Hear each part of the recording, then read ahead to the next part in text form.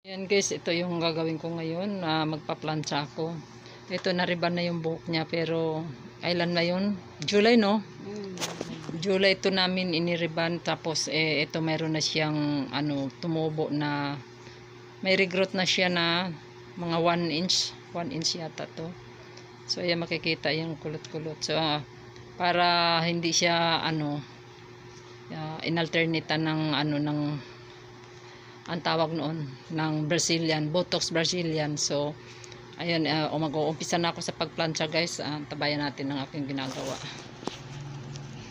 Ayan yung regrowths niya guys, ito. Ayan. Yan yung regrowths niya. Pag na yan, na plancha yung mga 1 inch yan. Kaso hindi siya tawag noon. Dahil kulot pa.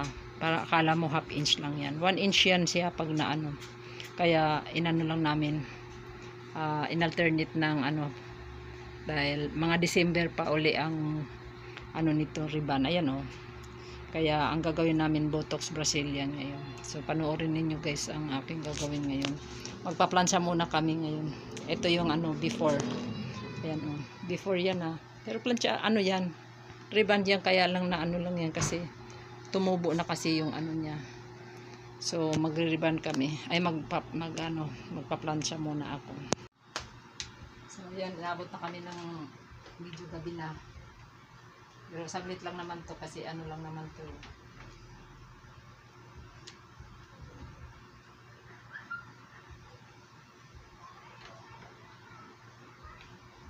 Mahirap pa nga mong hilahin yung kasi nasa puno pa siya.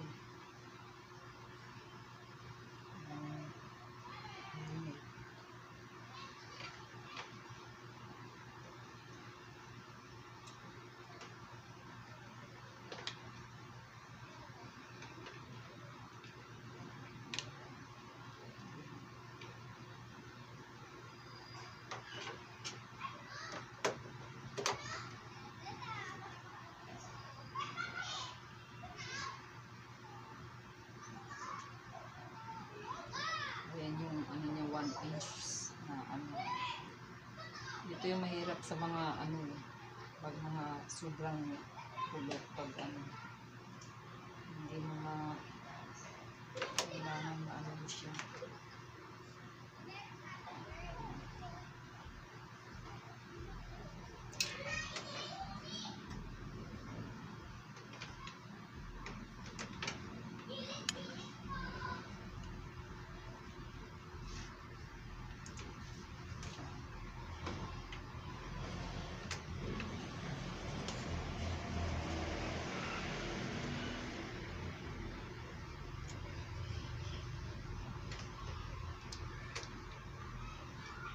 Hindi naman siya matutuwid yan ng kasi lang naman to siya, treatment. Pero kahit papano, nababawasan yung kulot niya.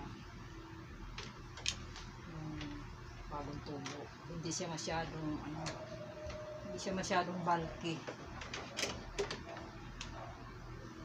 So mamaya panoorin ninyo ang finished product ko guys. Tapos na kami guys. Ito na yung finished product ng Brazilian. Yan. So maraming salamat sa inyong panonood. This is Beautician again. Bye bye guys. Thank you so much. Like and share my video and watch for another video. Bye bye. Wait lang. Sige. Okay na. Hatid pa kita sa labasan. Siguro nga gabi na kasi yun. Sino magsasara ng sila? Ako. Oo, kasi video na.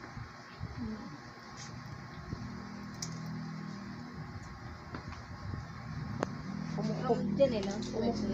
Ha? May sigil dyan no? Umupo ka kaya. Kaya nga.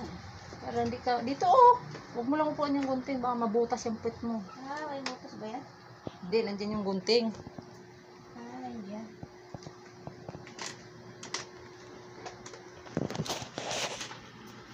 Ay, kala ko na upo na, hindi pa pala.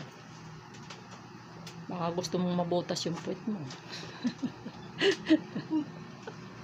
Wala pa naman naka-virgin dyan. Ha? Ito ako dati.